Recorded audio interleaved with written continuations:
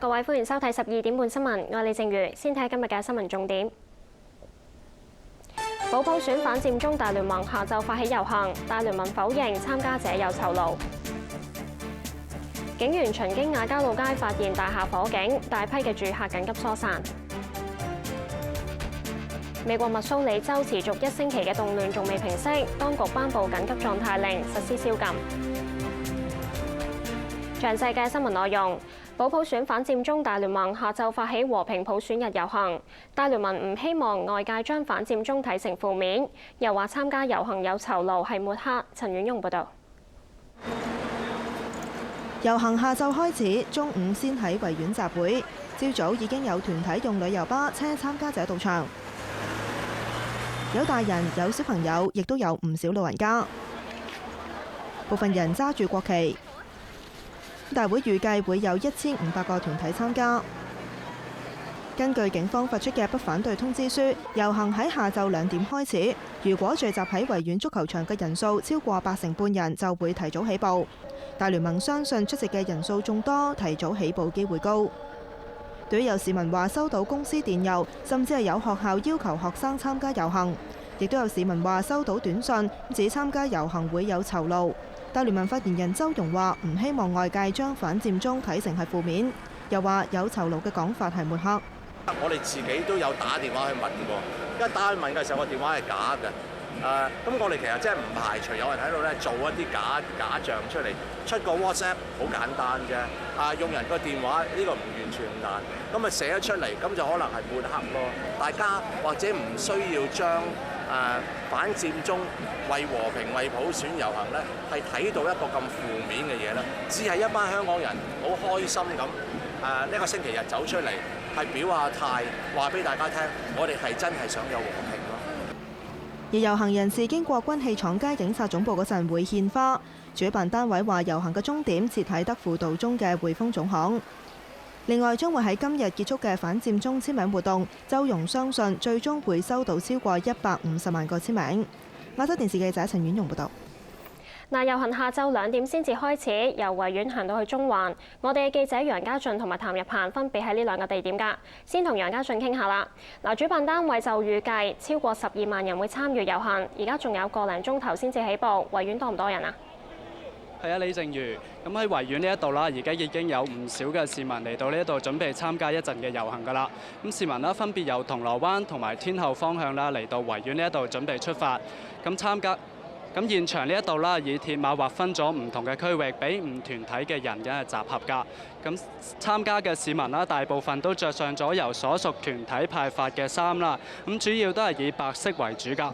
咁我哋成朝都喺維園啦，咁天氣啦都相當炎熱㗎。咁提打算參加遊行嘅市民啦，最好都帶定遮同埋帽，咁最好就帶多樽水，以防中暑。咁我哋嘅同事譚日鵬啦，而家就喺中環遮打道㗎。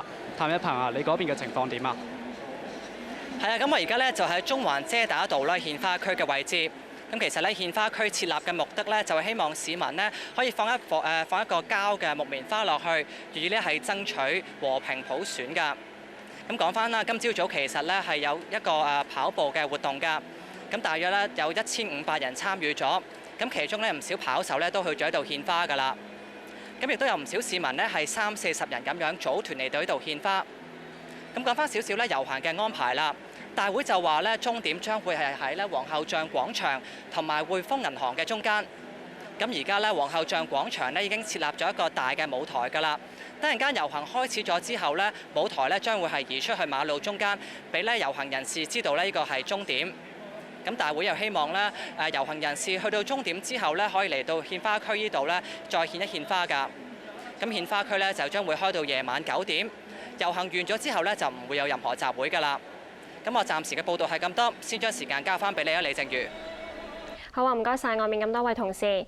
另外，警方話因應下晝嘅遊行，中午起銅鑼灣會陸續封路，部分巴士同電車服務會受到影響，亦都呼籲市民唔好揸私家車到附近一帶。中午嘅12點半鐘開始咧，視乎情況而定啦。咁喺維園附近嘅一帶嘅道路咧，就會首先係封閉嘅。咁西面嗰邊咧，包括有銅鑼灣嘅購物區一帶啦，係有唐街、記利佐治街同埋呢一個百德新街嘅。而東面呢一邊呢，亦都會有興發街啦，同埋呢一個電氣道呢一方面都會有機會受到影響嘅。食物及衛生局局長高永文話：今日唔會參與反佔中遊行。咁我自己覺得我用咗呢一個方式去支持呢，亦都足以表達我嘅態度，亦都好清楚。無論係贊成我咁樣做，因為唔贊成我咁做嘅人呢，我亦都直接講出我嘅原因。咁我認為咁已經足夠啦，所以我就今日呢，就冇再計劃去用其他嘅方式去再表達乜嘢。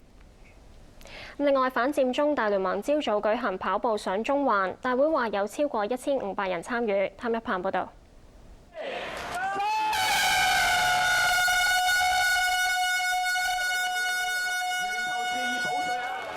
跑步喺朝早7點半由維園出發，去到中環遮打道行人專用區，當中包括立法會議員馬逢國。就覺得好值得支持，特別係體育界發起㗎嘛，咁我代表體育界，所以一定要嚟啦。即係有旅遊巴接送你哋過嚟，車啲嘢過嚟。知唔知咩叫做反佔中？咩叫反佔中啊？總之唔想香港亂咯，大家都和平啊咁樣咯。前民政事務局局長藍鴻震就批評佔中破壞香港繁榮穩定。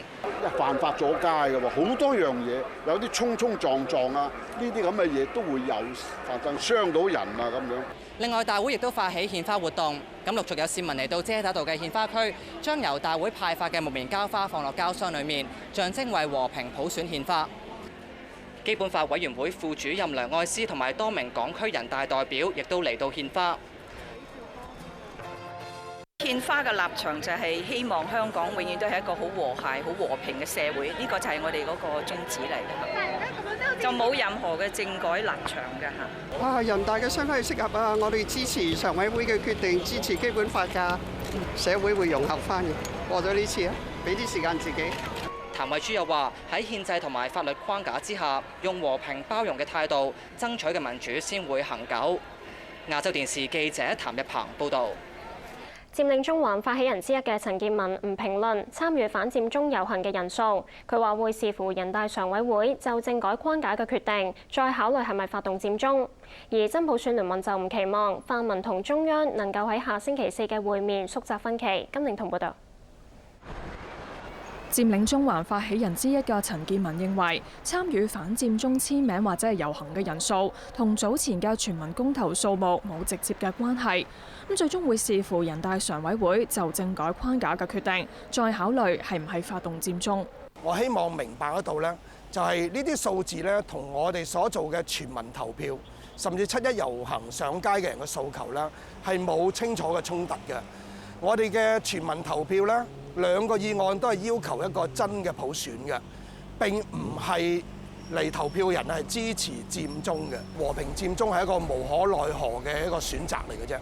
我哋只係希望咧係北京明白得到啦，普選嘅問題唔可以一拖再拖㗎啦。佢又批評負責政改嘅政府官員以個人名義簽名反佔中，係為其中一方造勢。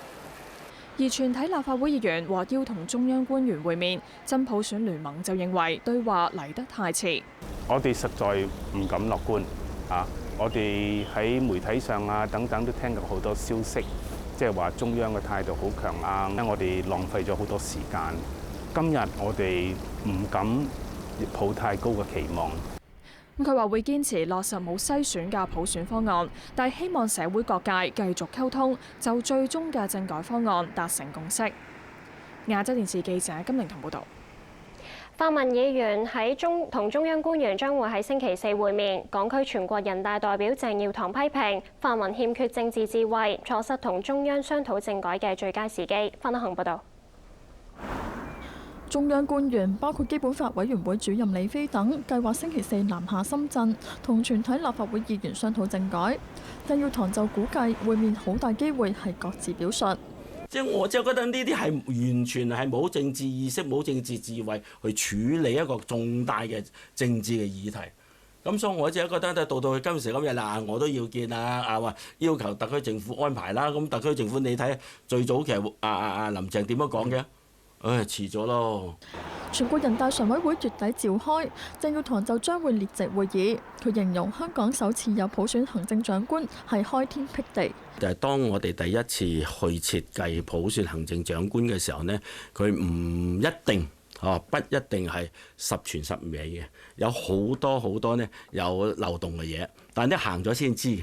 咁所以我自己覺得係有機會嘅時候呢，我一定要向人大常委會講清楚，下一次選舉嘅時候，你要作出個承諾。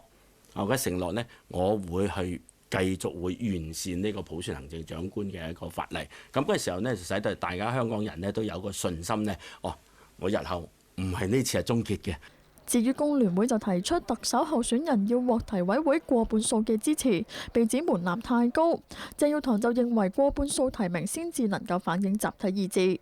我設計一個方案，人人平等。都係咁樣，你自己努唔努力去爭取，好嘛？選委會提名委員會對你嘅支持，呢個係好緊要啊！另一名港區全國人大代表吳秋北就話，如果方案係符合基本法同人大常委會嘅決定，但係遭到否決嘅話，泛民就係千古罪人。亞洲電視記者范樂恆報道。轉睇其他消息，旺角亞皆老街一座住宅大廈發生火警，消防到場撲救，疏散大批嘅住客。一個女人吸入濃煙，需要送院。而首先發現起火嘅係一個路過嘅巡警。實習記者彭藝思報導。